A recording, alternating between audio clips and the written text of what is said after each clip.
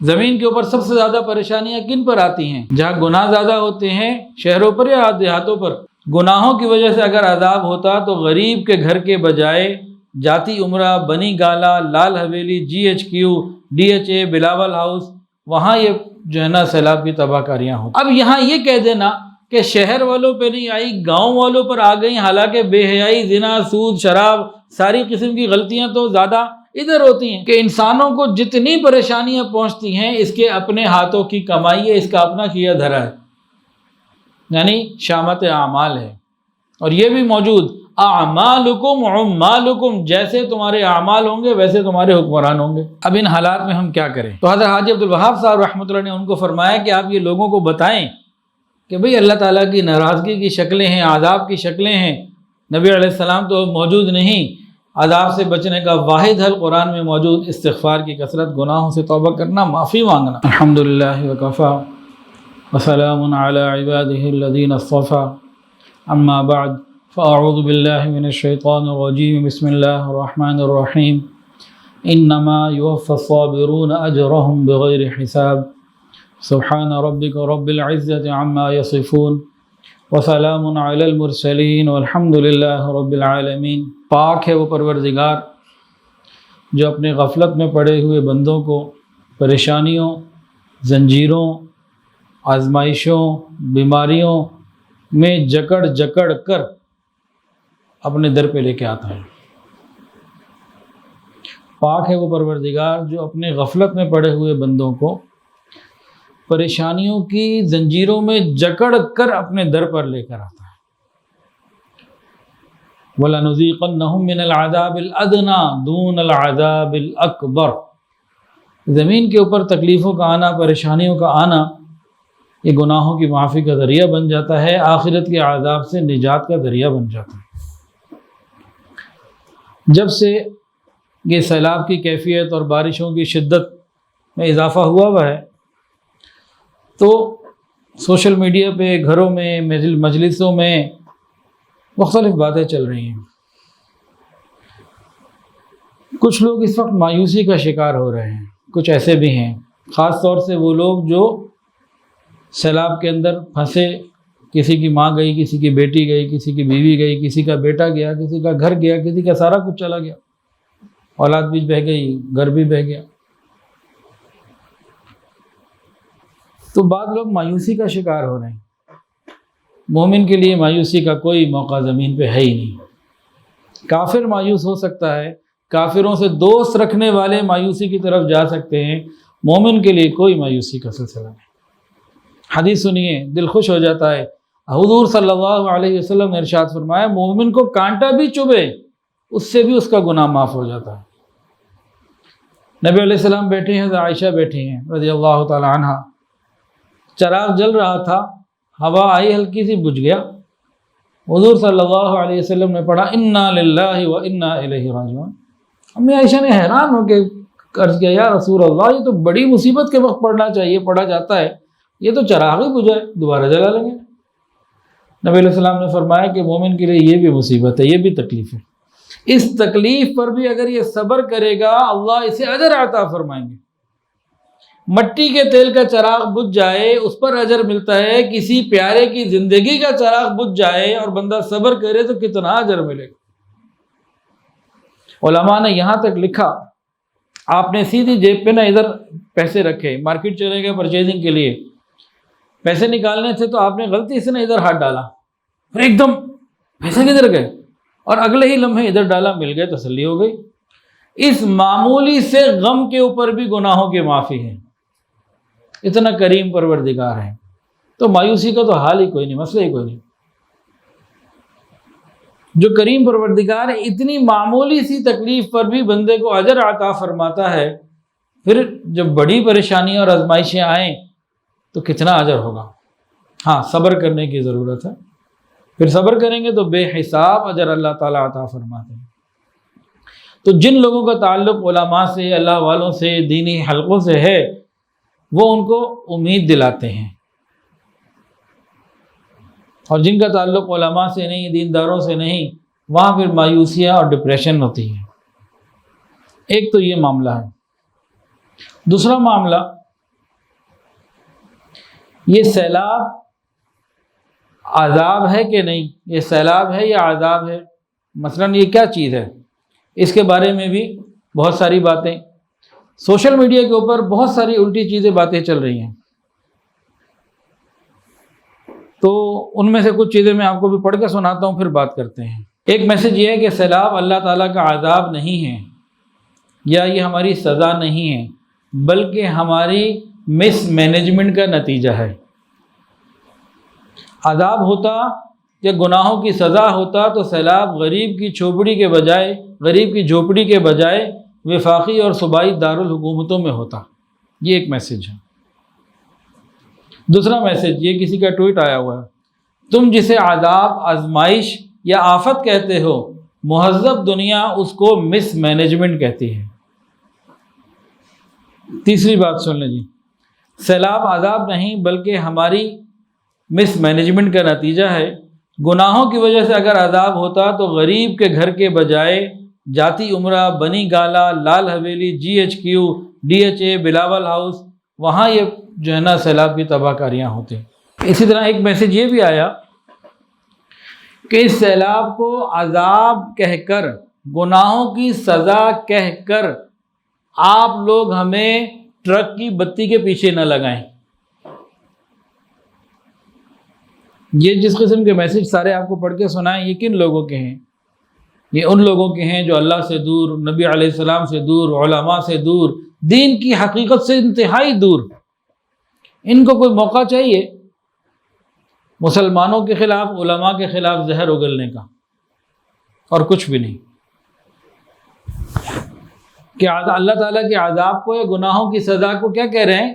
کہ ٹرک کی بتی کے پیچھے انہوں نے لگایا ہوا ہے، یعنی علماء کرام نے، جو عوام کو کہتے ہیں کہ بھئی گناہوں سے بچو، اللہ کے در پر آؤ، تو یہ ٹرک کی بتی ہو گئی۔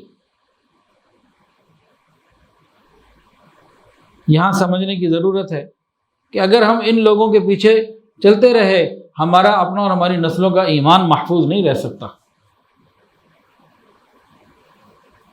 جتنا بھی باطل ہے، ایک کامن نشانی آپ کو بتا دیتے ہیں، بہت آسان۔ آپ کو حق اور باطل کی تمیز کرنی ہونا تو ایک آسان سی سادہ سی نشانی جو ہر باطل میں پوری موجود، وہ کیا؟ یہ آپ کو علماء سے دور کریں گے، یہ آپ کو مدارس سے، مساجد سے، اللہ والوں سے دور کریں گے۔ کسی بھی طریقے سے، خوبصورت طریقے سے، کوئی بھی طریقہ ہو، جو آپ کو اللہ والوں سے، علماء سے دور کریں، سمجھ جائیں کہ یہ شخص باطل ہے یا باطل کا اعلی کار بنا پھر رہا ہے، اسے خود سمجھ نہیں، جاہل ہے۔ دیکھیں، ہمارے پاس سیدھا سیدھا نبی علیہ السلام نے ہمیں سمجھایا ہوا ہے، زندگی کے اپ اینڈ ڈاؤن کو، باتوں کو بتایا ہوا ہے۔ جب ہم اس کی روشنی میں اپنی زندگی کے حالات کو، ملکی حالات کو دیکھتے ہیں تو ہمیں کچھ باتیں نظر آتی ہیں جس کو وہ لوگ ٹرک کی بتی کہتے ہیں۔ مثلا سب سے پہلے تو بنیادی بات ہی ہمیں سکھائی گئی کہ دنیا عارضی ہے، ختم ہو جانے والی ہے۔ پرانی بنیادی بات یہ بتائی گئی کہ اصل نعمتیں آخرت کی نعمتیں ہیں، دنیا کی زندگی آخرت کی تیاری کے لیے دی گئی ہے۔ یہ بنیادی سوچ ہے۔ اس کے بعد اگلی باتیں بتائی گئی۔ ایک بات یہ بتائی گئی کہ زمین کے اوپر سب سے زیادہ آزمائشیں کن پر آتی ہیں؟ زمین کے اوپر سب سے زیادہ پریشانیاں کن پر آتی ہیں؟ جہاں گناہ زیادہ ہوتے ہیں، شہروں پر یا دیہاتوں پر؟ کن پر آتی ہیں؟ صحابہ کرام نے نبی علیہ السلام سے یہ سوال پوچھا تھا کہ سب سے زیادہ آزمائشیں کن پر آتی ہیں؟ سنیے اور دل کے کانوں سے سنیے۔ رسول اللہ صلی اللہ علیہ وسلم نے ارشاد فرمایا کہ سب سے زیادہ آزمائشیں اس زمین کے اوپر انبیاء کرام علیہ السلام پر آئیں۔ ان کے بعد سب سے زیادہ آزمائشیں دوسرے نمبر پر کون؟ جو انبیاء کے قریب تھے، صحابہ سمجھ لیجئے، تابعین سمجھ لیجئے، اور ان کے بعد جو ان کے قریب تھے، یعنی جو نبی کے جتنا قریب اتنا آزمائشوں میں وہ آئے گا۔ یہ رب کا فیصلہ ہے۔ کیوں؟ امتحان اللہ لیتے ہیں، اور امتحان عاشق کا ہوتا ہے، منافق کا نہیں ہوتا۔ ایک آدمی کہے میں عاشق ہوں تو اگلا امتحان لے گا ہاں بھائی وفادار ہے کہ نہیں. ایک آدمی کا پتہ ہے کہ ہے یہ منافق تو امتحان کس بات کا لینا، کوئی بات ہی نہیں امتحان لینے والی. تو دیکھیں بھائی، آپ بٹی کا گھڑا لینے جائیں، چند 100 روپے کا، آپ اس کو اچھی طرح ٹھوک بجا کے دیکھتے ہیں.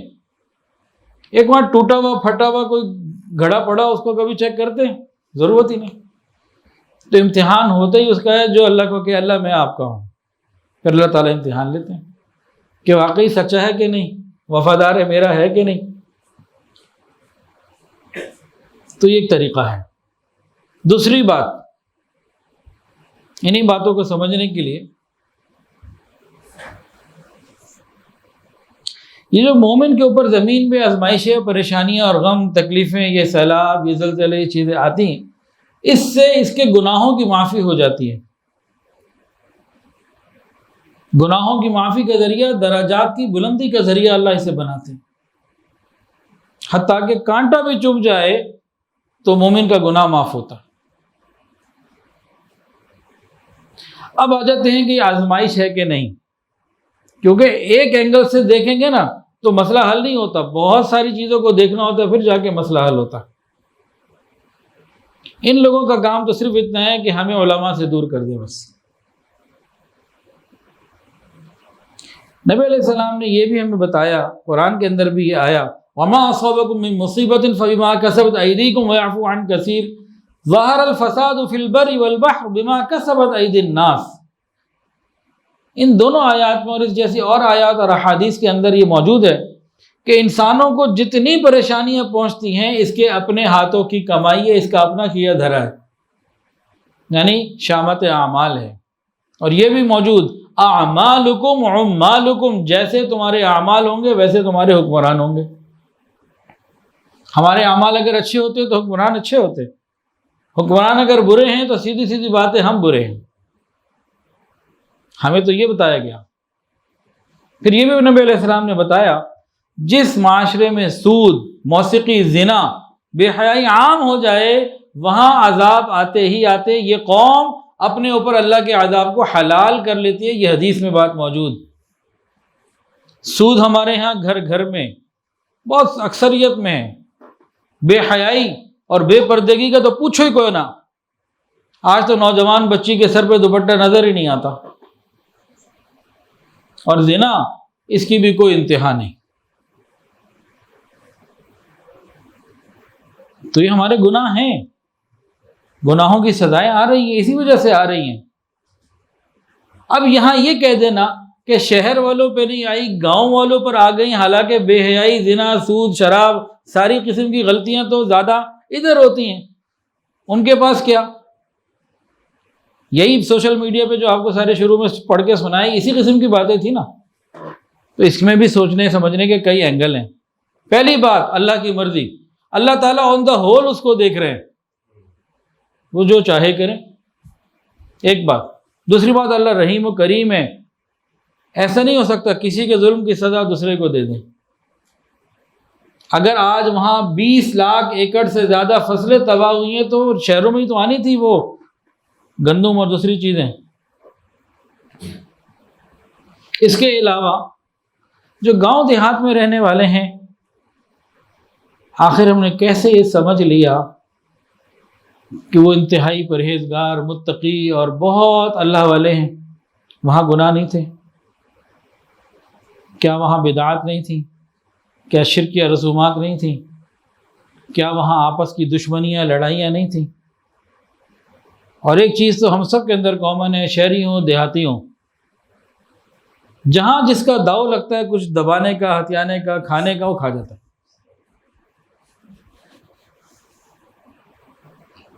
مال کے اندر ملاوٹ، اجناس میں ملاوٹ، تو یہ ساری گناہ نہیں ہے؟ حقوق العباد، ایسا نہیں ہے کہ چیزیں شہروں میں نہیں ہیں. اللہ نے کسی ایک حصے پہ عذاب دیا. ہم تو ایک جسم کے مانند ہیں. اگر ہاتھ کسی ہاتھ، آپ چلتے ہوئے جا رہے ہیں، خدا نخواستہ پاؤں سلپ اور ہاتھ ٹوٹ جائے، ہڈی ٹوٹ جائے، تو آپ کہیں گے جی یہ ہڈی کیوں ٹوٹی ہے ہاتھ کی؟ چل تو پاؤں رہا تھا، تو پاؤں کو سزا ملنی چاہیے تھی. بھائی جسم ایک ہے، ہم ایک جسم کی مانند ہیں، تو کہیں اس کا اثر وائرس کہیں سے ظاہر ہوتا ہے، پھوڑا کہیں سے ظاہر ہوتا ہے، اندر کہیں بھی بیماری ہو تو کسی جگہ اس کا اظہار ہو جاتا ہے۔ تو اب بجائے اس کے کہ اس کو یہ کہنا کہ گناہوں کی سزا نہیں، ٹرک کی بتی کے کیوں پیچھے لگا رہے ہو، یا یوں کہنا کہ یہ ہماری مس مینجمنٹ ہے، ان دونوں باتوں میں ایک چیز کامن ہے، یہ ہمیں رب کے در سے دور کر رہے ہیں، اللہ سے دور کر رہے ہیں، اور ہم اللہ سے دور ہونے کے لیے تیار ہو رہے۔ حدیث کیا ہے؟ آقا صلی اللہ علیہ وسلم نے ارشاد فرمایا، آپ کا عمل کیا ہے؟ جب کوئی پریشانی، غم اور تکلیف آتی، آپ فوراً نماز کی طرف متوجہ ہوتے، اللہ کی طرف متوجہ ہوتے۔ اور سورہ بقرہ کی ایک آیت ہے، یا ایھا الذین آمنوا استعینوا بالصبر والصلاۃ، اے ایمان والو مدد حاصل کرو بالصبر والصلاۃ، صبر اور نماز کے ذریعے۔ اس آیت کے پس منظر میں چند باتیں ذرا سمجھ لیجئے۔ وہی آج کے جو سوشل میڈیا کے لبرل ہے نا، ان کی بھی وہی بیماری ہے جو ان کے باپ دادا کی تھی، وہی ان کی اولادوں میں آ رہی ہے۔ شیطانی ذریت کے اندر وہی ہوگا جو شیطان میں تھا۔ اللہ رب العزت نے حکم دیا کہ محبوب آپ جس قبلے کی طرف ہونا چاہتے ہیں، بیت اللہ کی طرف ہو جائیے۔ فَوَلِّ وَجْهَكَ قِبْلَةً تَرْضَاهَا، اللہ تعالیٰ نے حکم دے دیا۔ پہلے کون سا تھا بیت اللہ شریف سے؟ بیت المقدس، ٹھیک ہے جی، اب بیت اللہ شریف ہو گیا۔ اب جناب وہ جو اس زمانے کے لبرل لوگ تھے اور جو کرٹیسائز شروع ہوا حضور صلی اللہ علیہ وسلم پہ، صحابہ پہ، اسلام پہ، اللہ پہ، تو دیکھو کبھی کہتے ہیں ادھر منہ کر لو، کبھی کہتے ہیں ادھر منہ کر لو، ان کی تو کوئی ایک بات ہی نہیں۔ پھر اللہ رب العزت نے پورے دلائل دیے، وَلِلَّهِ الْمَشْرِقُ وَالْمَغْرِبُ أَيْنَمَا تُوَلُّوا فَثَمَّ وَجْهُ اللَّهِ، یہ مشرق مغرب تو اللہ کا ہے سارا، وہ ادھر کے ادھر پڑھ لو، ادھر کے ادھر پڑھ لو، بات تو رب کی ماننی، اور اللہ نے تفصیل بتا دی۔ جب ان کو دلائل دے دیے، سمجھا دیے، لیکن پھر بھی اعتراض، اب ایمان والوں کو دکھ ہو تو اللہ تعالیٰ نے پھر قرآن مجید میں فرما دیا کہ اے ایمان والو، تم تو میرے ماننے والے ہو نا، تم تو مجھ سے محبت کرنے والے ہو۔ اللہ نے بتایا تم میری ماننے والے ہو نا، تم نماز اور صبر سے میری مدد حاصل کرو، چھوڑو ان کو، میرے ہو تم، میرے ہو، میری طرف آ جاؤ۔ اور آج بھی اسی طرح ہے بھائی، سیلاب آ گیا یا جی مس مینجمنٹ ہے جی۔ جب زلزلہ آیا تھا کچھ عرصہ پہلے، میں شالمی اپنی دکان پہ بیٹھا ہوا تھا، ایک صاحب دکان پہ آئے، سامنے بیٹھے، میں اندر ٹیبل پہ بیٹھا ہوا تھا، کاؤنٹر کے پیچھے، میں اپنی چیئر پہ ٹیبل پہ کاؤنٹر کے پیچھے تھا، وہ سامنے آ کے بیٹھے، کہنے لگے جی سننے میں یہ آیا ہے کہ امریکہ نے پلیٹیں ہلا دی ہیں نیچے زمین کی، اس لیے زلزلہ آیا۔ اور بالکل اسی قسم کا میسج ایک اور بھی چل رہا ہے، پتہ نہیں کسی محکمہ موسمیات کے پروفیسر کے نام کے ساتھ، اصل ہے کہ نقل یہ نہیں کوئی پتہ، وہ کہتے ہیں جی ہارپ ٹیکنالوجی ہے اور یہ بارشیں باقاعدہ سوچ سمجھ کے برسائی گئی ہیں، اور یہ دشمن نے دشمنی کی ہے، اور ساتھ اس میں یہ بھی لکھ دیا کہ فلانی گورنمنٹ نے اتنے لاکھ ڈالر بھی لیے ہیں، پورا ایک کہانی بنائی ہوئی ہے، اور ساتھ تفصیلات کہ جی فلانی جگہ انہوں نے تجربہ کیا اپنی مرضی کے وقت میں، مرضی کے علاقے میں بارش برسانے کا، انہوں نے بھی کیا، تو یہ بھی وہی اسی کا حصہ ہے، یہ قدرتی آفات نہیں ہے۔ سب سے پہلے تو اس بات کو سمجھ لیں کہ یہ سارے قسم کے لوگ ہمیں رب سے دور کر رہے ہیں۔ ہم جب رب سے دور ہو کے اس ٹیکنالوجی کے بندے بن جائیں گے تو ایمان محفوظ نہیں رہے گا۔ ہم ٹیکنالوجی کے مخالف نہیں ہیں، اس بات کو سمجھتے ہوئے بات کر رہا ہوں میں، لیکن بہرحال ہم ٹیکنالوجی اور سائنس کے بندے نہیں، بندے رب کے ہیں، مرنے کے بعد اسی کے پاس جانا ہے، اسی کے سامنے پیش ہونا ہے۔ تو ہمیں اپنے یقین کو ٹھیک کرنا ہے۔ حدیث میں ہے جب تم گناہ کرو گے، سود، زنا اور بے حیائی میں جاؤ گے، تمہارے اوپر پکڑ آنی ہے، اور ہم وہ تمام بیماریوں میں ہیں جن پہ پکڑ آنے کی خبر آقا نے دی ہوئی ہے، یا تو ہم نہ ہوں تب یہ باتیں ٹھیک ہیں، ہمارے پاس 1400 سال پہلے سے خبر ہے اور ان بیماریوں میں مبتلا ہیں، اس کی سزائیں ہم پا رہے ہیں۔ اب یہ جو باتیں ہیں یہ ٹیکنالوجی، بھائی ٹیکنالوجی کا میں مخالف نہیں ہوں، اگر آج کوئی سائنس ایسی ترقی کر لے کہ بارش کو وہ اپنے حساب سے ٹیکل کر سکتی ہو تو میں تو اس کا انکار نہیں کر رہا۔ سمجھنے کی بات کیا ہے، اگر ہم صحیح ایمان والے ہوتے تو قرآن کا فیصلہ ہے کہ کامیاب تم ہوتے، تمہارے پاس اس سے کوئی بڑی ٹیکنالوجی ہوتی تم روکنے پہ قدرت رکھتے، وہ ایک حملہ کرتا تم اس حملے کا دفاع کر سکتے تھے۔ جی مس مینجمنٹ ہے، ہم نے واٹر مینجمنٹ نہیں کی، حکومتوں کا قصور، بالکل ٹھیک دلائل دے رہے ہیں لوگ کہ جی فرانس میں یہ ہوا اور یورپ کے اس ملک میں یہ ہوا، فلانی جگہ یہ ہوا، انہوں نے بارشوں کے فور کاسٹ کے وقت یہ کر لیا، ایسے ایسے اپنی عوام کو بچایا۔ دیکھیں جتنا رب نے انسان کو انفرادی طور پر، اجتماعی طور پر یا حکومتوں کو اختیارات دیے ہیں، ان اختیارات کو استعمال کرنا ضروری ہے۔ ہمارے پاس وسائل ہوں اور پتہ ہو کہ یہاں سے پانی آنا ہے تو ہمیں بند بنانا ہے، ہمارے پاس وسائل ہوں اور ہم پانی کا رخ موڑ سکتے ہوں، تو ہماری ڈیوٹی ہے کہ ہم اس کو پورا کریں، لوگوں کی جان کو، مال کو محفوظ رکھیں۔ تو یہ بند بنانا تو اچھی بات ہے۔ جو ہماری مس مینجمنٹ ہے وہ اصل میں ہماری غفلت اور کوتاہی ہے، اس کا یہ مطلب نہیں ہے کہ یہ اللہ کی طرف سے نہیں ہے۔ اس کو یوں بھی لے لے کہ ہمارے گناہوں کی سزا کی وجہ سے اللہ نے نااہلوں کو ہمارے اوپر مسلط کر دیا اور ان کی غفلت کو اللہ نے اپنے عذاب میں تبدیل کر دیا۔ اصل پھر اللہ تعالیٰ ہی ہیں، اللہ سے نہیں ہٹ سکتے، اللہ سے نہیں دور ہونا۔ اس بات کو سمجھنے کی ضرورت ہے۔ ہاں جن کا علماء سے تعلق وہ بچ جائیں گے، جن کا علماء سے تعلق نہیں ہے وہ بھٹک جائیں گے۔ اس لیے اپنی نسلوں کو، اپنی بچوں کو جو ہے وہ نیک محفلوں میں لانے کی ضرورت ہے، ورنہ آگے آنے والی نسلوں میں تو یہ اب تو وہ بنا رہے ہیں اس کا بندہ عقل کا پجاری نا، جو بات عقل میں آئے وہ مان لو، جو عقل میں نہ آئے نہ مانو، یعنی خدا بڑا نہ رہا، شریعت بڑی نہ رہی، میری عقل بڑی ہو گئی۔ بھئی مجھے تو سمجھ میں نہیں آتا، چھوڑو جی، بس مجھے سمجھ میں نہیں آتا یعنی کہ میں بڑا نا، میری عقل بڑی۔ تو یہاں تک تو ساری بات تھی۔ یہ جو آج کل سوشل میڈیا کے اوپر مس گائیڈ کیا جا رہا ہے، تو ہم جب علماء کے ساتھ رابطے میں رہیں گے تو نہ مایوسی کوئی چیز ہے اور نہ ٹیکنالوجی خدا ہے۔ ٹیکنالوجی کا وجود ہے لیکن وہ خدا بہرحال نہیں ہے، وہ ہر چیز پہ حاوی ہے۔ ہم اس کے ہو جائیں، وہ ہمارا ہو گیا، سارے مسئلے حل ہو جائیں گے۔ ہم اس کے ہونا نہیں چاہتے، مسئلے حل نہیں ہو رہے۔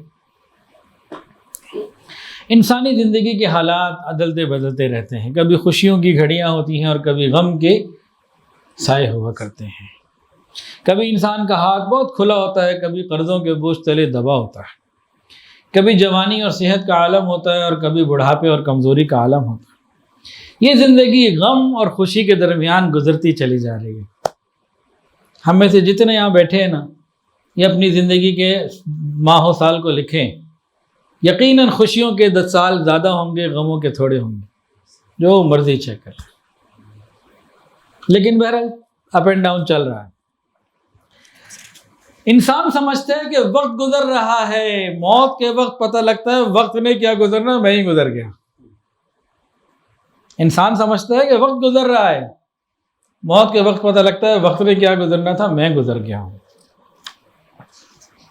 سنیے کیا حقیقت بیان کی گئی۔ ایک ہی کام سب کو کرنا ہے، ایک ہی کام سب کو کرنا ہے، یعنی جینا اور مرنا ہے۔ رہ گئی بات رنج و راحت کی، یہ فقط وقت کا گزرنا ہے۔ یہ تو صرف وقت گزر رہا ہے اور کچھ بھی نہیں۔ ہم اللہ والوں کے پاس بیٹھے ہیں تو بڑی باتیں کھلتی ہیں۔ وہ فرماتے ہیں اللہ تعالیٰ کی تجلیات جلال کی بھی ہیں اور جمال کی بھی ہیں۔ جب انسانوں کے اوپر جمال کی تجلیات سے متوجہ ہوتے ہیں تو ہر طرف بہاریں ہی بہاریں ہوتی ہیں، اور جب جلال کی تجلیات کے ساتھ متوجہ ہوتے ہیں تو پھر یہ سب کیفیات آ جاتی ہیں۔ واللہ یقبض ویبسط والیہ ترجعون، کبھی اللہ کھول دیتا ہے، کبھی تنگ کر دیتا ہے، چھین لیتا ہے۔ یہ تو سب اللہ رب العزت کی شان ہے، صفات ہیں، جیسے چاہے بندوں کے ساتھ کرے۔ شیطان کیا کرتا ہے؟ دونوں حالات میں بندوں کو ورغلا کے شریعت سے باہر نکالنے کی کوشش کرتا ہے۔ خوشیوں کے حالات میں یہ غافل کر دیتا ہے اور غموں کے حالات میں یہ مایوس کر دیتا ہے۔ خوشیوں میں غافل ہونا یہ ایمان والے کا کام نہیں، غم میں مایوس ہونا ایمان والے کا کام نہیں۔ شکر کرنے والا بھی نعم العبد اور جنتی، اور صبر کرنے والا بھی نعم العبد اور جنتی۔ دو ہی حالات ہوں گے نا، خوشی یا غم، تو دونوں میں خیر۔ ابھی تو سیلاب زدگان بے حساب بیماریوں میں پریشانیوں میں ہیں. بیماروں کے لیے ایک حدیث سن لیجئے، دل کی تسلی کی بات ہے، بڑا مزہ آتا ہے. حضور صلی اللہ علیہ وسلم نے ارشاد فرمایا ایک آدمی بیمار ہے، بستر پر پڑا ہوا ہے، اس کی آواز نکلی اون اون، کیسی بھی آواز کوئی نکلے نا، اس چھوٹی سی آواز کے اوپر اس کو سبحان اللہ الحمدللہ پڑھنے کا اللہ ثواب عطا فرماتا ہے. حالانکہ وہ تو تکلیف سے نکل رہی ہے، بول نہیں رہا، کلمہ پڑھ نہیں رہا، اللہ کا ذکر کر نہیں رہا. پھر فرمایا کہ اس سے زیادہ اگر تکلیف ہو، درد بڑھ جائے اور آواز زیادہ ہو جائے، جیسے چیخنا ہے زیادہ آواز، تب اس کو لا الہ الا اللہ پڑھنے کا ثواب ملتا ہے. یہ مریض اپنے زمانہ مرض میں جب سانس لے رہا ہوتا ہے، ہر سانس کے اوپر اس کو اجر مل رہا ہوتا ہے صدقہ کرنے کا، ہر سانس کے اوپر. جب یہ بستر پر سوتا ہے، لیٹنے آرام کرنے کے لیے لیٹتا ہے بستر پہ، اس کو مصلی پہ کھڑے ہونے والے کی مانند اللہ تعالیٰ ثواب عطا فرماتے ہیں. اور یہ جب بستر پر پڑا تکلیف کے ساتھ کروٹ بدلتا ہے، کبھی ادھر ہوتا ہے کبھی ادھر ہوتا ہے، اللہ تعالیٰ اس کو اس مجاہد کی طرح ثواب عطا فرماتے ہیں جو دشمن کے اوپر پلٹ پلٹ کے حملے کرتا ہے. مومن کے لیے کون سا غم نہیں، مایوسی نہیں. ہاں گناہ گاری ہے، ہم معافی مانگے اللہ سے، مایوسی نہیں. گناہ گار ہونا وہ الگ بات ہے، مایوس ہونا یہ الگ بات ہے، انٹائرلی ڈفرینٹ، یہ کوئی اور چیز ہے. مایوس ہونا کوئی اور چیز ہے، تو مایوسی کوئی نہیں. اور جب کوئی آدمی بیمار ہو، بیماروں کے لیے تو بڑا زبردست وظیفہ نبی علیہ السلام نے بتایا، بڑا آسان کام. کوئی بھی بیماری ہو، بخار ہو یا بڑی سے بڑی کوئی بیماری یا چھوٹی سے چھوٹی، جب بیماری آ جائے تو مریض کیا کرے؟ ایک ہی مرتبہ یہ عمل کرنا ہے، ون ٹائم اونلی. کیا؟ 40 مرتبہ آیت کریمہ پڑھے، لا الہ الا انت سبحانک انی کنت من الظالمین. بس 40 مرتبہ یہ پڑھنا ہے. جس نے اپنی دوران بیماری یہ عمل ایک مرتبہ کر لیا، اگر صحت ہو گئی تو پچھلے سارے گناہ معاف، اور اس بیماری میں موت آ گئی تو شہادت. یہاں آپ کو ایک اضافہ کر دوں، کچھ مرض اب ایسے ہیں جو قبر تک ساتھ جاتے ہیں، بڑے با وفا ہیں، وہ بے وفائی نہیں کرتے، جاتے ہی نہیں، ایک دفعہ آنے کے بعد دامن چھوڑتے نہیں. ایک شوگر ہے، ایک بلڈ پریشر ہے، اسی طرح اور کئی درد ہیں. کچھ بڑھاپے کے ساتھ چیزیں، بڑھاپا خود ایک درد ہے، یہ چیزیں نہیں جاتی. پھر تو بھائی شوگر والا اگر شوگر میں ایک دفعہ یہ پڑھ لے تو حدیث میں بات تو پوری ہوگی نا. بلڈ پریشر کا مریض ہے 10 20 50 سال سے، 2 سال سے، تو اب پتہ ہے با وفا بیماری ہے، اس میں موت ہی آنی ہے. تو پھر تو اللہ کی رحمتیں تو بھائی بہت زیادہ ہیں. تو پریشانیوں سے گھبرانے کی ضرورت نہیں ہوتی، پریشانیوں میں رب کے در کی طرف لوٹ کے آنے کی ضرورت ہوتی ہے. جو پریشانی ہمیں اپنے رب کے قریب کر دے وہ اصل کے اندر پریشانی نہیں، وہ کیا ہے؟ وہ رحمت ہے جو ہمیں رب کے در پر لے آئی. جو پریشانی ہمیں اپنے رب کے در سے دور کر دے یہ آزمائش اور یہ ہے عذاب. اب ان حالات میں ہم کیا کریں؟ یہ جو حالات آ گئے، اپنے ایمان کی حفاظت کے ساتھ ساتھ کیا کریں؟ سب سے پہلی بات استغفار کی کثرت کریں. استغفر اللہ ربی من کل ذنب واتوب الیہ، لا الہ الا انت سبحانک انی کنت من الظالمین. خوب کثرت سے پڑھیں. ہمارے تمام برانچز میں الحمدللہ مدرسہ کی سب جگہوں پہ آیت کریمہ خوب کثرت سے پڑھی جا رہی ہے. آن لائن اسٹوڈنٹس کو بھی کہا ہوا ہے کثرت کے ساتھ اللہ سے معافی مانگنا، اس وقت اس کی بہت ضرورت ہے. یہ جو میں نے شروع میں آپ کو کچھ ٹویٹس اور سوشل میڈیا کے میسج پڑھ کے سنائے کہ یہ بیسیکلی عذاب نہیں ہے، یہ گناہوں کی سزا نہیں ہے، یہ ٹرک کی بتی کے پیچھے لگا رہے ہیں، یہ مس مینجمنٹ ہے اور فلاں ہے، عذاب ہوتا تو بنی گالا پہ اور جاتی عمرہ پہ اور اس قسم کی جو چیزیں لوگ بول رہے ہیں، تو یہ غریبوں پہ کیوں آیا، جھوپڑی پہ کیوں آیا؟ یہ میں نے نا پھر مفتی صاحب کو بھیجا. کون سے مفتی صاحب؟ جامعہ شرفیہ کے رئیس دارالافتاء، صدر مفتی، ہیڈ مفتی، مفتی شاہد عبید صاحب. ان کو بھیجا. میں نے کہا حضرت اس بارے میں کچھ رہنمائی کریں، آج شام کو بات کرنی ہے تو کچھ تھوڑا سا بتائیں. انہوں نے کہا حافظ صاحب میں پرائیویٹ مرکز گیا تھا حضرت حاجی عبدالوہاب صاحب رحمۃ اللہ علیہ کے زمانے میں، اور اس وقت بھی کوئی سیلاب یا زلزلے کی پوزیشن تھی اور لوگ بڑے پریشان تھے. تو میں جب ان کے پاس گیا تو انہوں نے کہا مفتی صاحب آپ مدرسوں میں بیان کرتے ہیں، لوگوں سے ملتے ہیں، تو لوگوں کو کہیں کہ یہ اللہ تعالیٰ کی ناراضگی کی شکل ہے، اللہ ناراض ہیں۔ حل کیا ہے؟ گناہوں سے توبہ کرنا اور توبہ اور استغفار کرنا۔ مفتی صاحب نے فرمایا کہ حاجی عبدالوہاب صاحب رحمۃ اللہ نے بتایا کہ قرآن مجید کے اندر اللہ نے بتایا ہے نبی علیہ السلام کو، ما کان اللہ لیعذبہم وانت فیہم، جب آپ موجود ہیں میں ان پہ عذاب نہیں دوں گا۔ کفار عذاب مانگتے تھے، ربنا امطر علینا، ہم پر یا اللہ جو برسانا ہے برسا دے، وہ کہتے بھی تھے منگواؤ نا عذاب۔ تو اللہ نے بتایا کہ جب تک آپ موجود ہیں نا عذاب نہیں آ سکتا۔ اور دوسری صورت کیا بتائی تھی اس سے اگلی، کہ جب تک استغفار کرنے والے موجود ہیں اس وقت تک بھی عذاب نہیں آ سکتا۔ تو حضرت حاجی عبدالوہاب صاحب رحمۃ اللہ نے ان کو فرمایا کہ آپ یہ لوگوں کو بتائیں کہ بھئی اللہ تعالیٰ کی ناراضگی کی شکلیں ہیں، عذاب کی شکلیں ہیں۔ نبی علیہ السلام تو موجود نہیں، عذاب سے بچنے کا واحد حل قرآن میں موجود استغفار کی کثرت، گناہوں سے توبہ کرنا، معافی مانگنا۔ تو ایک کام ہمارا یہ بنتا ہے، اس میں ہمارا بھی فائدہ، ان متاثرین کا بھی فائدہ، پوری امت کا فائدہ۔ دوسرا کام کیا بنتا ہے ہمارا؟ خوب کثرت کے ساتھ دعائیں کرنا، اللہ سے مانگنا، اللہ سے مانگنا۔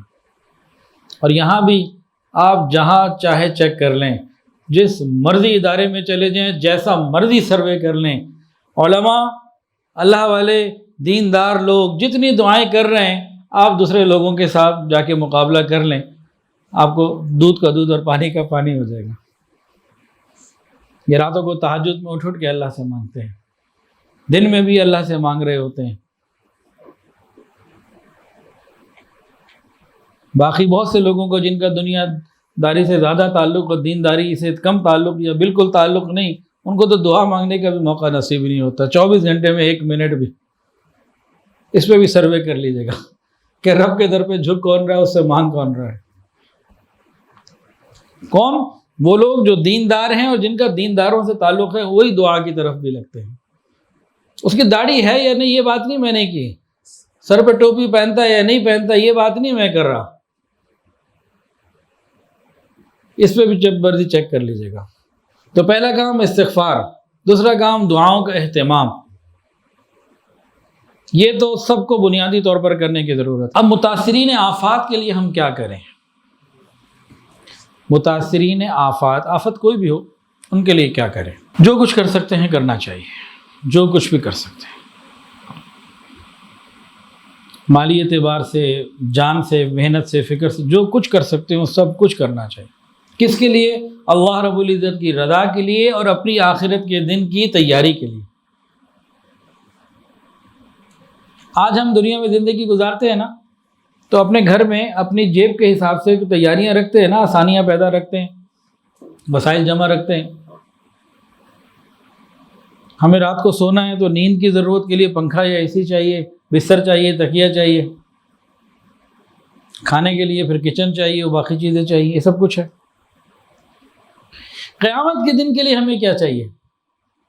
دیکھیں، جتنا دور جانا ہونا اتنا کم سامان جاتا ہے۔ ایک اصول ہے بھئی، یہ ٹاؤن شپ ہے نا 31A1 امبالہ ہاؤس، اب مجھے اس گھر سے شفٹ کرنا ہو، ٹاؤن شپ سے جوہر ٹاؤن جانا اگر ہو، تو اس گھر کا کتنا سامان کوئی لے جا سکتا ہے؟ بھئی آپ نے اپنا گھر شفٹ کرنا ہے ایک ہی شہر میں رہتے ہوئے چند کلومیٹر دور، تو پورے گھر کا سامان تو نہیں جائے گا نا، 70-80% لے جائیں گے، بہت سے بہت کچھ چھوڑ ہی دیں گے۔ لیکن اگر لاہور سے شفٹ ہونا ہو کراچی یا اسلام آباد یا پشاور، اب کتنا لے جائیں گے؟ اب اور کم ہو جائے گا۔ لیکن اگر پاکستان سے شفٹ ہونا ہو یورپ یا سعودی عرب، اب کیا لے جائیں گے؟ تو خالی 2 بیگ ہی رہ جائیں گے۔ لیکن جب دنیا سے سفر کرنا ہو آخرت کا، تو اب نہ ٹرک پہ مال جانا نہ بیگ نے، اب تو یہ خالی 2 اعمال نامے ہی رہ جائیں گے، کیونکہ جتنا دور کا سفر ہے سامان کم ہوتا جا رہا ہے۔ اب قیامت کے دن ہم کس حالت میں ہوں گے؟ وہ ہماری بہت بڑی حاجت کا دن ہے، بڑی احتیاج کا دن ہے، بڑے ضرورت مند ہوں گے۔ ان سیلاب متاثرین سے زیادہ ہم اس دن پریشانی کے عالم میں ہوں گے۔ وہ جو قیامت کے دن کی پریشانی کا حال حدیث کے اندر بتایا گیا، آپ کو سیلاب متاثرین میں بھی ایسا کوئی نظر نہیں آئے گا۔ وہ کون سا حال ہوگا؟ وہ ہماری حاجت کا سب سے بڑا دن ہوگا، بہت زیادہ محتاج ہوں گے۔ کیفیت کیا ہوگی؟ حضور صلی اللہ علیہ وسلم نے ارشاد فرمایا کہ قیامت کے دن سارے کے سارے ننگے ہوں گے، ما کانوا قطو، کو ایک بھی لباس میں نہیں ہوگا، سارے کے سارے بھوکے ہوں گے، ما کانوا قطو، کوئی بھی پیٹ بھرا نہیں، سارے کے سارے پیاسے ہوں گے، اور سارے کے سارے دھوپ میں ہوں گے اور سورج قریب ہوگا۔ یہ ہماری اصل احتیاج کا دن ہے، اصل ضرورت کا دن ہے۔ اور آگے نبی علیہ السلام نے فرمایا جس نے کسی کو اللہ کے لیے کھلایا ہوگا اللہ اسے جنت کی نعمتیں کھلائے گا، کسی نے اللہ کے لیے پلایا ہوگا اللہ اسے جنت کی نعمتیں پلائے گا، جس نے کسی کا جسم ڈھانپا ہوگا اللہ جنت کے لباس عطا فرمائے گا، جس نے کسی کو اللہ کے لیے معاف کیا ہوگا اللہ تعالیٰ اسے غنی کر دے گا، اس کی محتاجگی ختم کر دے گا۔ تو یہ کیا ہے؟ بیسیکلی ہم کسی کو دے نہیں رہے، ظاہر میں ہم دے رہے ہیں، حقیقت میں اپنے اس دن کے لیے انتظام کر رہے ہیں۔ حقیقت میں ہم کیا کر رہے ہیں؟ اپنے لیے انویسٹمنٹ کر رہے ہیں۔ آج ہم انویسٹ کریں گے، کل اس کا ریٹرن لے لیں گے۔ جو کاروباری لوگ ہوتے ہیں نا، آج بھی آئے ہوئے تھے 4 آدمی، یہ لنڈا بازار کے ساتھ اسٹیل شیٹ مارکیٹ ہے، اس کے دکاندار آئے ہوئے تھے۔ تو جو کاروباری لوگ ہوتے ہیں نا، کہیں بھی انویسٹمنٹ کرنی ہو تو فیزیبلٹی بناتے ہیں، غور کرتے ہیں، ROI چیک کرتے ہیں، ریٹرن آن انویسٹمنٹ کہاں کا اچھا ہے، اس کے مطابق انویسٹ کرتے ہیں۔ نتیجہ تو بہرحال اللہ کے ہاتھ میں ہے، لیکن ریٹرن آن انویسٹمنٹ کے اوپر پوری غور و فکر ہوتی ہے۔ اب بتائیں اس سے زیادہ اچھا ریٹرن آن انویسٹمنٹ کہاں مل سکتا ہے؟ آج دنیا میں آپ نے کہیں انویسٹ کیا اور آپ کو اس سے 10 گنا بھی مل جائے، لیکن وہ محتاجگی والی کیفیت تو دنیا میں ہے ہی نہیں۔ وہ اصل محتاجی کا وقت تو وہ آئے گا کہ آج آپ نے کسی کو 1 جوڑا دیا اور جنت کو جوڑا مل گیا، یہاں کسی کو 1 گلاس پانی پلایا جنت کا پانی مل گیا، کسی کو 1 وقت کا کھانا کھلایا جنت کا کھانا مل گیا۔ اس سے زیادہ انویسٹمنٹ اچھی اور کیا ہو سکتی ہے؟ تو اپنی تیاری کرنی ہے ہم نے آخرت کی، کسی کی کیا مدد ہم نے کرنی، ہم نے اصل میں اپنی تیاری کرنی ہے۔ اور ہاں، یہ مدد کرنا کیا ہے؟ وَأَمَّا مَا يَنْفَعُ النَّاسَ فَيَمْكُثُ فِي الْأَرْضِ، قرآن جو لوگوں کی مدد کرے گا اللہ اس کے قدم جما دے گا۔ قدم جمانا ایک محاورہ ہے، بھائی فلانے نے کاروبار شروع کیا قدم جم گیا، کیا مطلب؟ کام چل پڑا نا۔ وہ آج وہ بتا رہے تھے، وہ لوہا مارکیٹ والے حاجی مخصوص صاحب کہنے لگے کہ جب میں نے مسجد بنائی، ایک خان صاحب میرے پاس آئے اور مسجد میں ماشاءاللہ 1200-1300 لوگ جمعے میں ہوتے ہیں، خوب آباد ہوتی ہے۔ کہنے لگے کہ پٹھان میرے پاس آیا، کہنے لگا حاجی صاحب توڑی مسجد بڑی جلدی چل گئی ہے۔ وہ کاروباری لینگویج ہوتی ہے نا کہ دکان چل گئی ہے، حاجی صاحب توڑی مسجد بڑی جلدی چل گئی ہے۔ تو اس پٹھان نے اس انداز میں بات کی جو انہوں نے ابھی بتایا یہاں پہ۔ عورت کی شادی ہوئی، سسرال گئی، اچھا بھائی پاؤں جم گئے اس کے سسرال میں، تو کیا مطلب؟ الحمدللہ مقام بن گیا۔ نوکری شروع ہوئی، بھائی ادارے میں پاؤں جم گئے۔ تو قدم جمنا یہ بڑی اچھی بات سمجھی جاتی ہے، اور جس کے قدم اللہ جمائے کوئی ہلا سکتا ہے؟ اور اللہ کیسے جمائیں گے؟ فرمایا تم لوگوں کی مدد کرو میں تمہارے قدم جما دوں۔ اور حدیث سنیے، خیر الناس من ينفع الناس، انسانوں میں سب سے بہترین وہ جو لوگوں کو نفع پہنچاتا ہوں۔ اور ایک اور حدیث سنیے، دل جھوم جاتا ہے اس حدیث کو سن کے، مزہ آ جاتا ہے، سنیے دل کے کانوں سے سنیے۔ آقائے دو عالم حضرت محمد مصطفیٰ احمد مجتبیٰ سرکار دو عالم صلی اللہ علیہ وسلم نے ارشاد فرمایا، میرا جو امتی لوگوں کی مدد کرتا ہوگا، لوگوں کی پریشانیوں میں ان کا خیال کرتا ہوگا، قیامت کے دن جب یہ میزان پر کھڑا ہوگا، حساب کتاب چیک کیا جا رہا ہوگا، اس وقت میں سامنے آ جاؤں گا، قریب آ جاؤں گا، میں دیکھوں گا۔ اگر تو یہ کراس کر گیا، اس کی نیکیاں زیادہ ہو گئی، جنت چلا گیا تو الحمدللہ، اگر کہیں پھنس گیا میں شفاعت کروں گا، اللہ تعالیٰ سے جنت دلوا دوں گا اس کو۔ میرا وہ امتی جو لوگوں کی مدد کرتا ہوگا، لوگوں کے کام آتا ہوگا، جب قیامت کے دن یہ میزان پہ کھڑا ہوگا، اعمال ہو رہا تو اعمال نامہ دیکھا جا رہا ہوگا، حساب ہو رہا ہوگا، اگر تو پاس ہو گیا تو ٹھیک ہے، نہیں کوئی مجھے نظر آیا کہ مسئلہ آ رہا ہے تو میں آگے بڑھ کر اس کی شفاعت کروں گا، اسے اللہ سے جنت دلوا دوں گا۔ تو کتنا آسان ہے ابھی اللہ تعالیٰ سے جنت کو حاصل کرنا، نبی علیہ السلام کی شفاعت کو حاصل کرنا، جنت کا لباس، جنت کے پانی، جنت کی جو ہے نا وہ کھانے پینے کی چیزیں ابھی ہم لے سکتے ہیں۔ اس کے لیے فکر کرنے والے بنیں، اللہ تعالیٰ اپنی رحمت کا معاملہ فرما دیں گے انشاءاللہ۔ تو ہم دعا کریں، استغفار کریں، اور ان کی جتنی مدد کر سکتے ہیں وہ کریں۔ یہ 3 باتیں ہوں گی۔ چوتھی بات ایک اور ہے، ہمیں بحیثیت پاکستانی اس وقت سادگی پر آ جانا چاہیے۔ ہر شخص اپنے لیونگ اسٹینڈرڈ کو تھوڑا سا کم کر کے، لگژریز کو مائنس کر کے نیسیسٹیز کو پورا کر لیجئے۔ ضرورت سے زائد کو کم کر کے ضرورت تک محدود کر لیجئے۔ زندگی بھر کر لیں تو موج میں ہیں، مزے میں ہیں، نہیں تو کم از کم 1 سال کے لیے تو یہ کر لیں۔ اور وہ جو پیسے بچائیں، ہر مہینے اپنے بجٹ میں پاکستان کی آباد کاری کے لیے کچھ رکھ لیں، پاکستانی بننے کا ثبوت دیں، پاکستانی ہونے کا ثبوت دیں۔ ایک آدمی 50,000 مہینہ کماتا ہے، ایک 25 کماتا ہے، ایک 3 لاکھ کماتا ہے، ایک 10 لاکھ کماتا ہے، ہر آدمی کا اپنا اپنا۔ بھائی بازار کھانا کھانے جا رہے ہیں، 5,000 کا پیزا 3 آدمیوں نے کھا کے آ جانا ہے، تو بھائی گھر کھا لو 2,000 میں، 3,000 ادھر بھیج دو۔ شادی، ہاں ابھی شادیوں کا سیزن شروع ہونے والا ہے سردیوں میں، تو ہالوں میں شادیاں کرنے کے بجائے بھائی تھوڑے لوگوں میں 10 20 50 لوگوں میں شادی کر لو۔ وہ جو 2-4 لاکھ وہاں لگانے تھے، 10-20، اب ہر آدمی کا اپنا کو 2-4 لاکھ لگاتا ہے، کوئی صرف شادیوں کے اوپر 50-50 لاکھ روپے کا ایک ولیمے کا صرف کھانے کا بل ہے، ایک دن کا، چند گھنٹوں کا۔ بڑی بڑی مارکیاں 8-8 کنال کی، اس سے بڑی بڑی مارکیاں 3200 روپے، 4,000 روپے پر ہیڈ۔ تو بھئی 1 سال کے لیے اس میں سے کچھ ذرا احتیاط کر لیں، اور اس کو ذرا سادگی سے کر کے وہ پیسہ وہاں دے دیں۔ ضرورت سے زائد چیزوں کو ذرا خرچ نہ کریں، 1 سال کم کر لیں، اور یہ ان کی مدد کر دیں۔ 1 سال اگر پوری قوم مل کے یہ کر لے تو انشاءاللہ یہ دوبارہ آباد ہو جائیں گے۔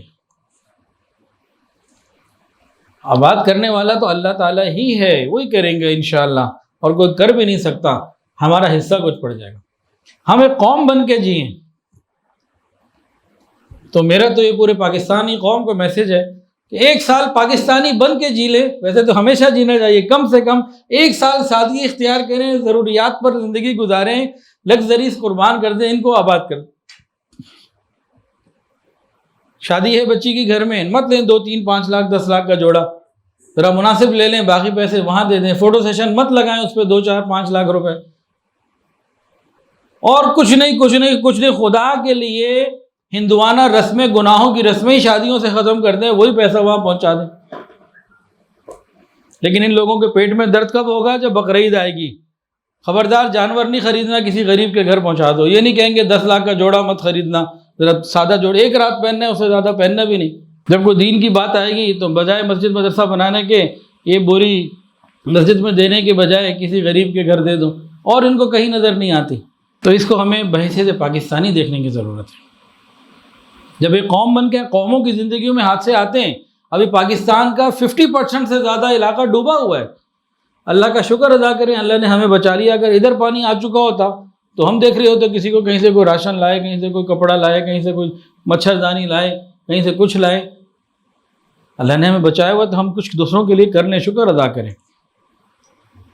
تو یہ فکر کرنے کی ضرورت ہے۔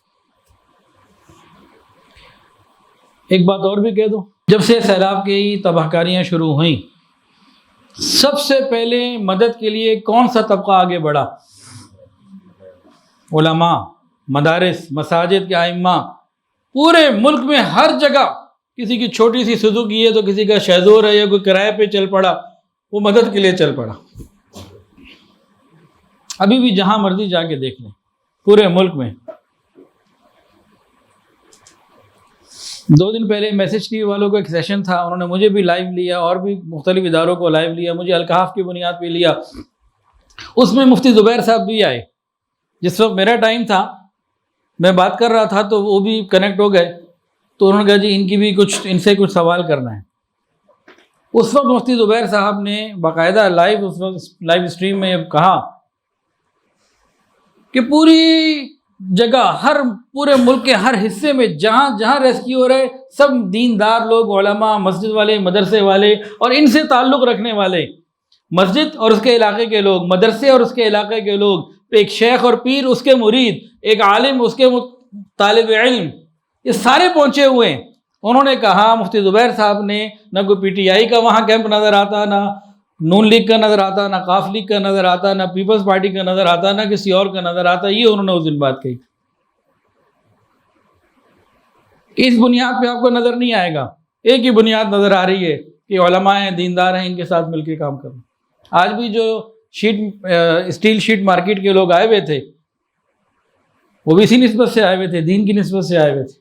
اور کیا نسبت تھی بھائی؟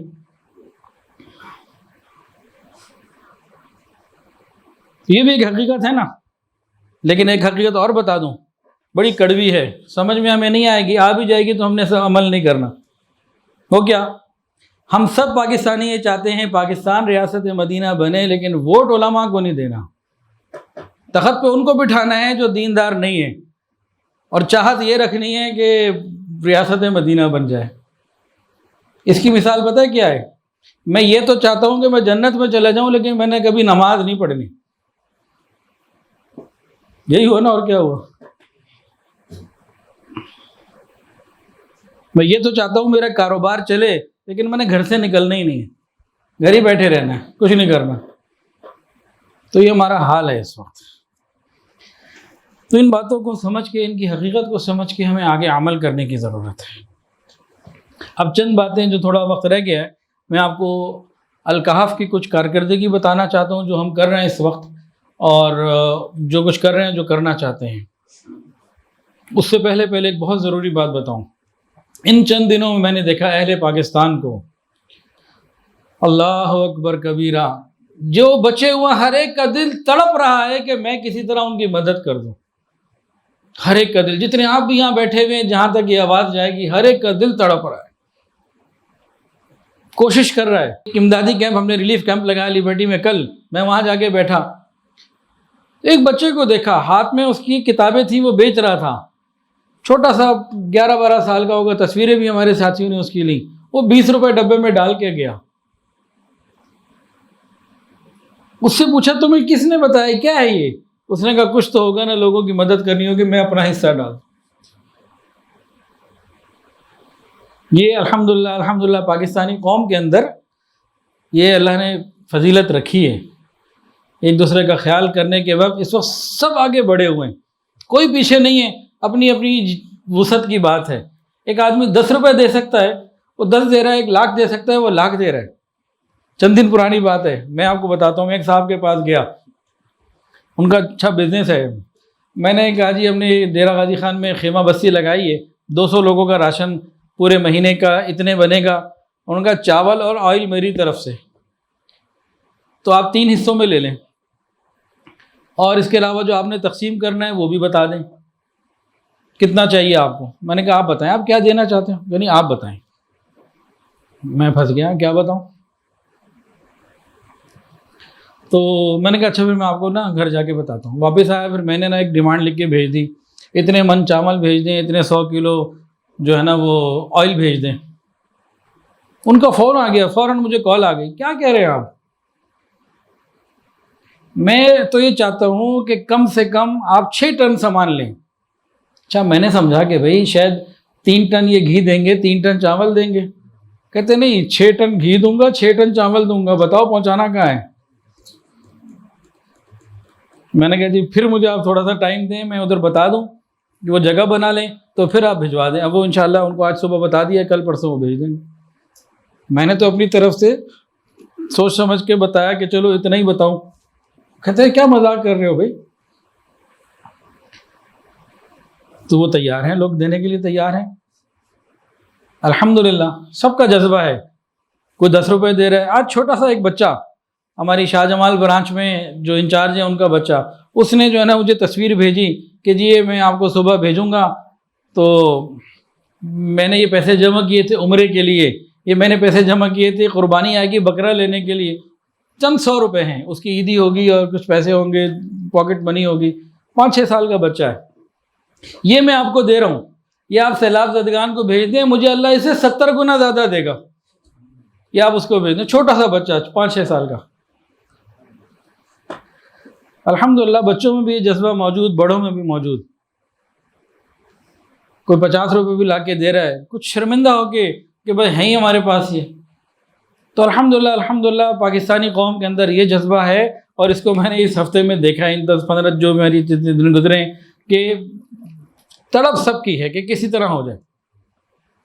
اللہ پوری قوم کو قبول فرمائے. یہ جذبہ الحمدللہ واقعتاً ہے، نماز پڑھے نہ پڑھے لیکن پھر بھی جو ہے نا وہ کہتے ہیں چلو اللہ کے راستے میں دے دو.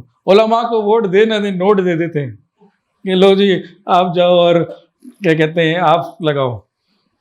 حتیٰ کہ مجھے چند دن پہلے ایک سرکاری آفیسر کا فون آیا کہ جی آپ کے پاس خیمے وغیرہ ہوں تو ہمیں بتائیں، کیونکہ عوام کا اعتماد سرکار کی جگہ اداروں پہ، دیندار اداروں پہ زیادہ ہے. یہ وہ ایک بات تھی. میں کسی کو یہاں برا بھلا کہنے نہیں بیٹھا، نہ سرکار کو نہ عوام کو. ایک حقائق ہیں، جو چیزیں میرے ساتھ پیش آ رہی ہیں ہو سکتا ہے وہ کسی اور کے ساتھ نہ آئی ہوں. تو بہرحال یہ تو الحمدللہ پاکستانی قوم کا ایک بڑا جو ہے نا وہ بہت بڑی سعادت ہے الحمدللہ. اور صدقہ بری موت کو ٹالتا ہے، صدقہ بلاؤں کو ٹالتا ہے، صدقہ اللہ کی رحمتوں کا سایہ بنے گا. قیامت کے دن ہر شخص اپنے صدقے کے سائے میں ہوگا اور اللہ رحمت عطا فرمائیں گے. آپ نے ڈاکٹر عبدالباری صاحب کا نام سنا کسی نے؟ انڈس ہاسپٹل والے. تو ان کی ایک بات میں نے سنی. 1987 میں انہوں نے سوچا تھا کہ جیسا آج انڈس ہاسپٹل ہے تو ایک خواب انہوں نے دیکھا تھا کہ ایسا میں کبھی بناؤں گا، جبکہ ان کے پاس وسائل نہیں تھے، ابھی ہاؤس جاب کر کے فارغ ہوئے تھے. پھر انہوں نے ایک بڑی خوبصورت بات کہی، کہنے لگے خواب وہ نہیں ہوتے جو سوتے میں نظر آتے، خواب وہ ہوتے ہیں جو آپ کو سونے نہیں دیتے. کہ خواب وہ نہیں ہوتے جو سو گئے تو نظر آ گیا، اصل خواب وہ ہیں جو آپ کو رات کو سونے ہی نہیں دیتے، کہ آپ کو مشن لے کے نکلیں اور کریں. انہوں نے بتایا کہ اس وقت انڈس ہاسپٹل کا سالانہ بجٹ 34 ارب روپے ہے، جس کا 92% پاکستانی دیتے ہیں، 8% کہیں اور سے آتا ہے. تو الحمدللہ یہ تو اللہ نے ہمیں سعادت دی ہے پاکستانی قوم کو. تو باقی اب بہت سارے ادارے کام کر رہے ہیں.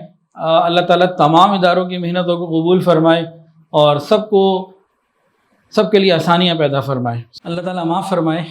اصل تو ہونا یہی چاہیے کہ خاموشی سے، اخفاء سے یہ کام ہو، لیکن اس وقت ضرورت ایسی بن گئی ہے کہ سوشل میڈیا پہ آنا، اس کو کر دے کے دکھانا، بتانا ضرورت بن گئی ہے. ورنہ بہت سارے باطل لوگ، غلط قسم کے لوگ، وہ سوشل میڈیا پہ آ کے لوگوں کے سامنے پیچھے کچھ بھی نہیں ہوتا، میڈیا پہ بہت کچھ دکھا دیتے ہیں، حقیقت کچھ بھی نہیں ہوتی اور لوگوں سے پیسہ لے لیتے ہیں.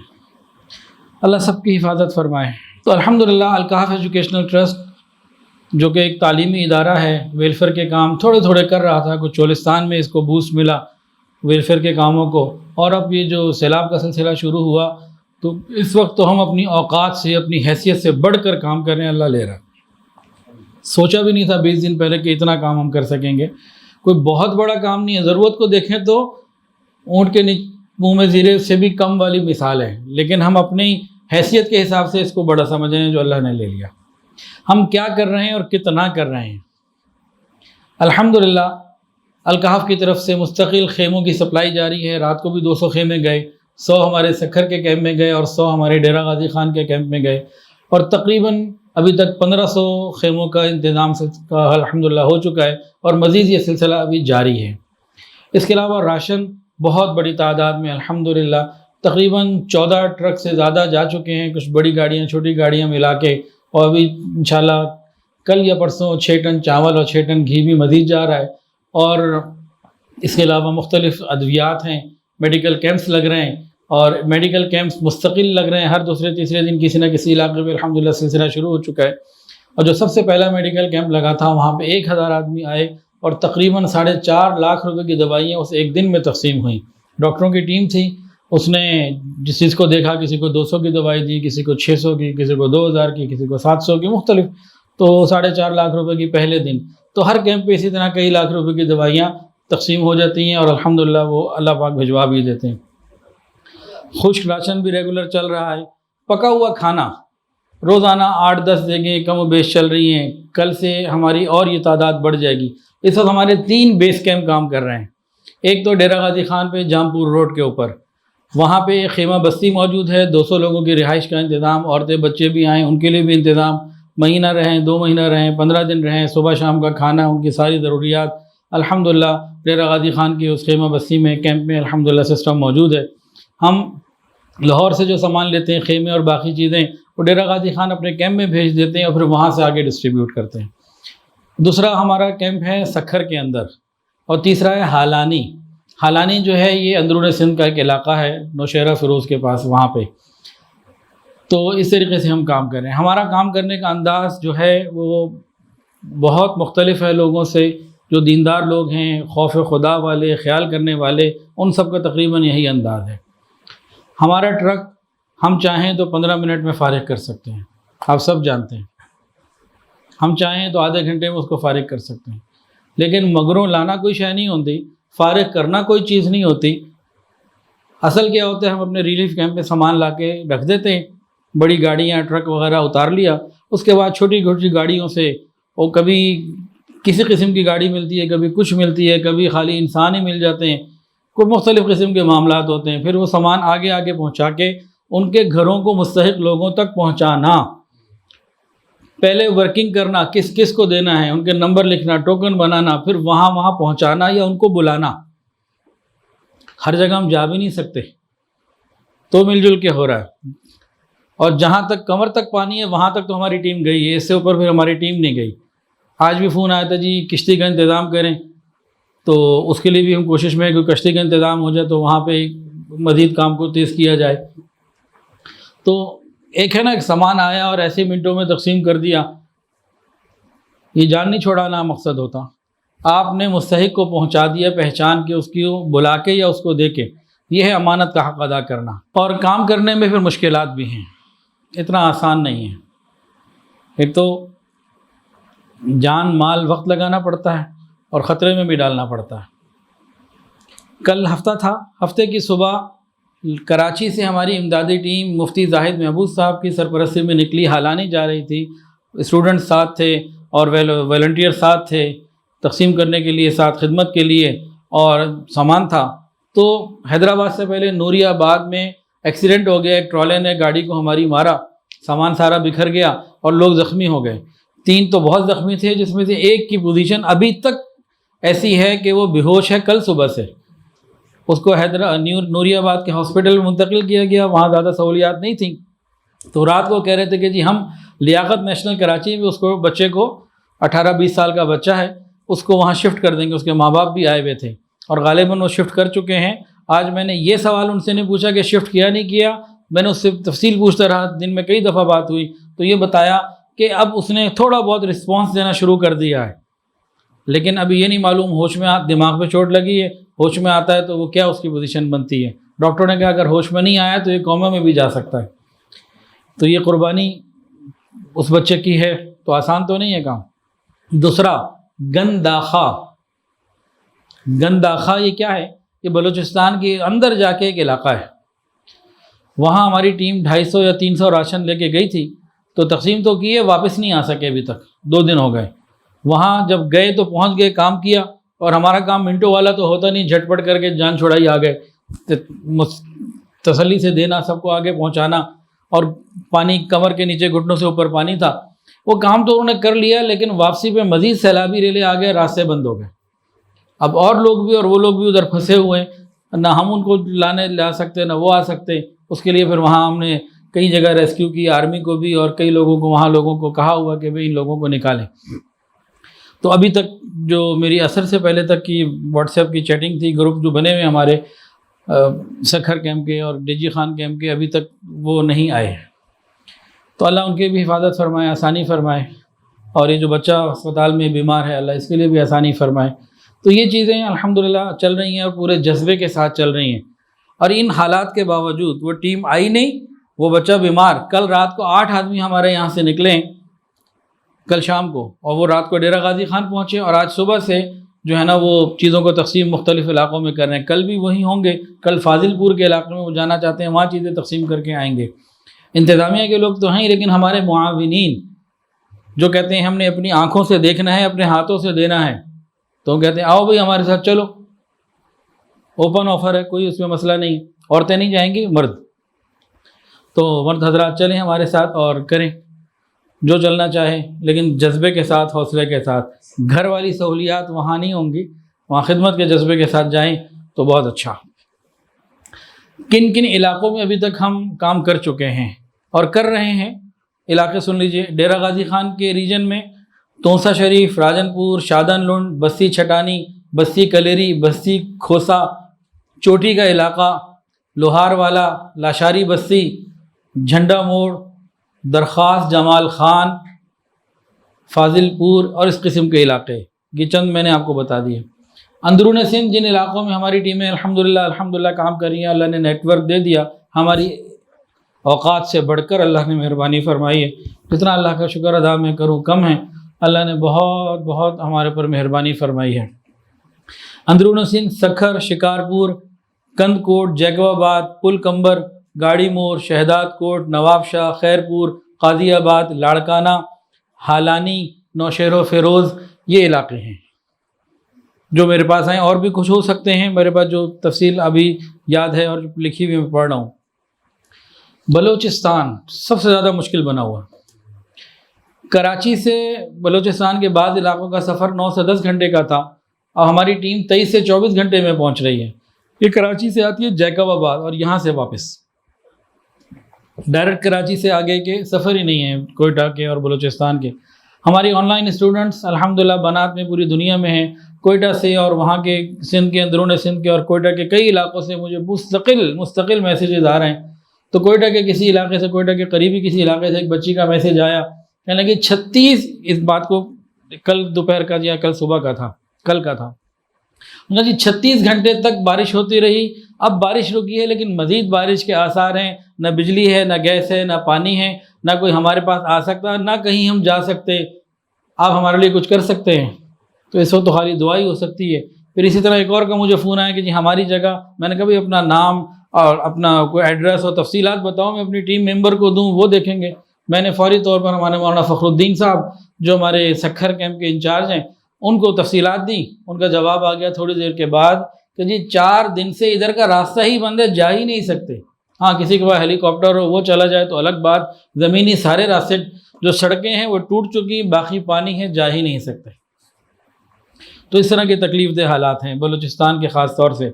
تو بلوچستان میں ہم نصیر آباد، جعفر آباد کی تحصیل، اللہ یار، جھٹ پٹ، اوستا محمد، گنداخا، کوٹ بابا، اس طرح کے علاقے ہیں جہاں ہماری ٹیمیں الحمدللہ رضاکار کام کر رہے ہیں۔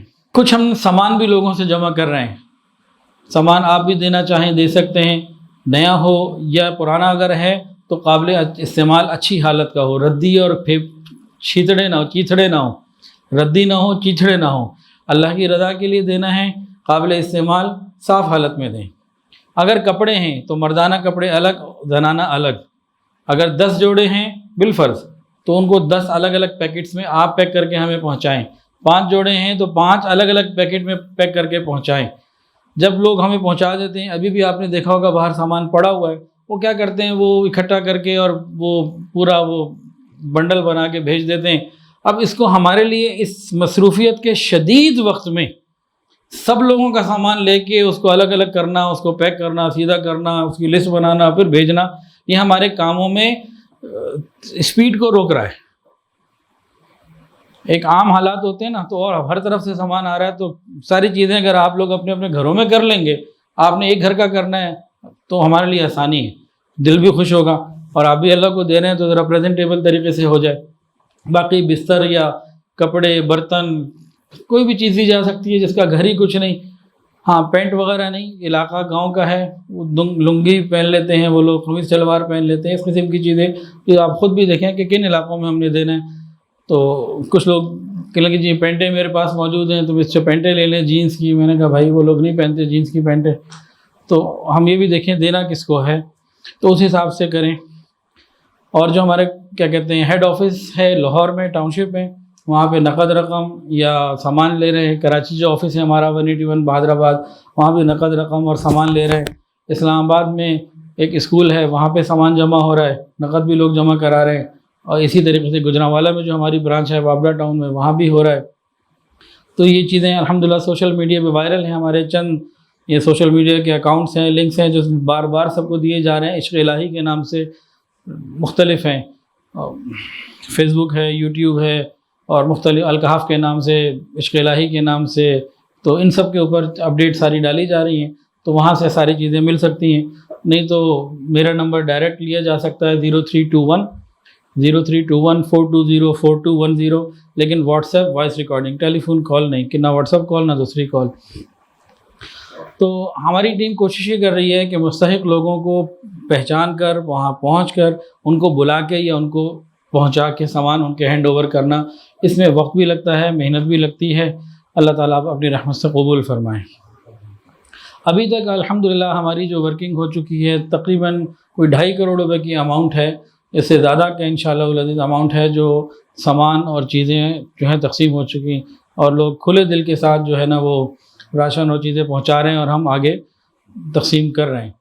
اور ساتھ ساتھ پرسوں ایک میسیج آیا کہ ایک صاحب ہماری ٹیم کو ملے، بیوی کا ڈیلیوری کا کیس تھا، اس کے بعد پیسے نہیں تھے، وہ جتنے پیسے تھے وہیں انہوں نے اس کو دے دیے۔ اس کا حل ہو گیا، تو بعض جگہ کچھ نقد پیسے بھی دینے ہوتے ہیں، تو ضرورت پڑتی ہے ہر قسم کی۔ ہم اپنے مین سینٹر میں بڑا سامان پہنچا دیتے ہیں، اس کے بعد وہ چھوٹی چھوٹی گاڑیوں میں مختلف طریقوں سے پک اپ ہے، شیزور ہے، یا کوئی وہاں پہ گدا گاڑی مل گئی، کوئی بیل گاڑی مل گئی، جو بھی مل گیا وہاں پہ کئی چیزیں مل جاتی ہیں، تو مختلف علاقوں میں مختلف طریقوں سے یہ سارے کام الحمدللہ ہو رہے ہیں۔ آئندہ کا عزم، آئندہ ہمارا یہ ہے کہ اس فیز 1 کو ہم پورا کر کے جیسے ہی پانی اترتا ہے اور یہ چیزیں ذرا بہتر ہوتی ہیں تو انشاءاللہ ہم نے کم سے کم 200 گھر بنانے کا ارادہ کیا ہے۔ باقی اللہ زیادہ بنوا دے تو اللہ کی رحمت، تو 200 بنوا دے پورے کروا دے تو اللہ کی رحمت، 100 کروا دے تو اللہ کی رحمت۔ ہماری ٹیمیں وہاں موجود ہیں، پانی کے اترنے کا انتظار ہے، اور پھر ہم باقاعدہ اس کا پورا پلان کر کے کون کون سے علاقے میں کتنے کتنے گھر ہیں، اس کا سائز کیا ہے، 1 کمرے کا، 2 کمرے کا، پھر مسجدیں مدرسے بہت سارے گر گئے، کچھ منہدم ہو گئے، کچھ مٹ گئے، تو ان کی بھی ہم پوری ایک فہرست بنائیں گے۔ اس فہرست کو اپنے سامنے رکھ کے پھر جیسے جیسے بجٹ آتا جائے گا پھر ہم وہ گھر بناتے جائیں گے۔ اس وقت اندازہ تو میں نہیں دے سکتا، لیکن اتنا ضرور ہے کہ 3 لاکھ، 3.5 لاکھ، 4.5 لاکھ، 5 لاکھ، 6 لاکھ اس طریقے سے ایک گھر ہوگا۔ آن این ایوریج ہم لے لیں تو میں شاید یہ سمجھتا ہوں کہ 4.5 لاکھ روپے کی ایوریج ایسی ہے کہ جس میں ہم بہت سارے کام کر سکیں گے۔ تو بہت سے لوگ پوچھتے ہیں کہ بھئی ہمیں فگر دے دیں۔ اب فگر دینا بڑا مشکل ہے، خیمہ یہاں سے ایک دفعہ لیا 6,000 کا، اگلی دفعہ 7,000 کا، اب کہتے ہیں 10,000 کا، تو اس کا کیا کرے؟ پھر یہاں سے آپ نے پہنچایا ڈیرہ غازی خان، اس کی کاسٹ، پھر یا سکھر پہنچایا اس کی کاسٹ، پھر آگے سے جو پہنچا رہے ہیں نا، راستے نہ ہونے کی وجہ سے، بارشوں کی وجہ سے، پانی کھڑا ہونے کی وجہ سے گاڑیوں والے بھی نہیں مل رہے، یہ بھی ایک بڑا مسئلہ بنا ہوا ہے۔ 100 میں سے 80 لوگ تو ویسے ہی منع کر دیتے جی ہم نے تو گاڑی بھیجنی نہیں۔ وہ جو 10-20 بھیج رہے ہوتے ہیں اس میں پھر ہر طرح کے، کچھ ایسے بھی ہیں وہ مانگے پیسے لیتے ہیں، اور کچھ ایسے بھی ہو کہتے ہیں جی ہم بھی خدمت کے لیے تیار ہیں، خالی پیٹرول ڈلوا دیں۔ تو ہر طرح کے لوگ ہر وقت مل رہے ہوتے ہیں۔ اسی طرح کھانے پکانے کا جو سلسلہ ہے ہمارے مختلف سینٹرز میں جاری ہے، تو وہ بھی الحمدللہ ایک سلسلہ ہے، خیمہ بستی کا بھی میں نے آپ کو بتا دیا۔ تو یہ ساری چیزیں الحمدللہ چل رہی ہیں۔ اللہ تعالیٰ تمام معاونین کو قبول فرمائے، تمام اداروں کو قبول فرمائے، سب پر اپنی رحمت کی خصوصی نظر فرمائے۔ تو بس یہ کارگزاری سنانی تھی، اور جتنی بھی ایکٹیویٹیز ہو رہی ہیں سوشل میڈیا کے، ہمارے جتنے بھی چینلز ہیں اس پہ اپلوڈ ہماری ٹیم ساتھ ساتھ کرتی جا رہی ہے، اور آپ اس کو دیکھ بھی سکتے ہیں۔ اللہ تعالیٰ اپنی رحمت سے اس کو قبول فرمائے۔ اور کوئی ہاں زکوٰۃ، صدقات، عطیات ہر چیز دے سکتے ہیں، ایڈوانس زکوٰۃ بھی دے سکتے ہیں، لیکن اس بات کا خیال رکھیں کہ اس وقت جتنے لوگ کام کر رہے ہیں سب دیندار لوگ ہیں، مدرسے والے، مسجد والے ہیں۔ رمضان جب قریب آئے تو ان کو بھول پھر نہیں جانا ہم نے کہ جی وہ تو سب سیلاب والوں کو دے دیں، اب آپ کو اگلے سال دیں گے، کیونکہ پچھلی دفعہ بھی ایسا ہوا تھا، ایک بہت بڑا حادثہ ہوا ملک میں اور لوگوں نے سارے فنڈ وہاں دے دیے، اور رمضان میں مدرسے والوں کو بڑی پریشانیاں ہوئیں۔ یہ اسلام کے قلعے ہیں، مدرسے اسلام کے قلعے ہیں، جب تک یہ ہیں الحمدللہ ہمارا ایمان باقی ہے۔ بہت سے مسلمان ممالک میں مدرسے ختم ہو گئے، وہاں ایمان بھی اب نہیں رہا، بہت سے حالات بگڑ چکے ہیں، ایمانی کیفیات، عملی کیفیات نہیں رہی۔ یہ ایک تفصیل اور الگ بحث ہے۔ وآخر دعوانا ان الحمد للہ رب العالمین۔ ویڈیو کے نیچے سبسکرائب کے بٹن پہ کلک کریں، بیل کے آئیکن پہ کلک کیجئے تاکہ ہر نئی ویڈیو کی نوٹیفیکیشن آپ کو مل جائے۔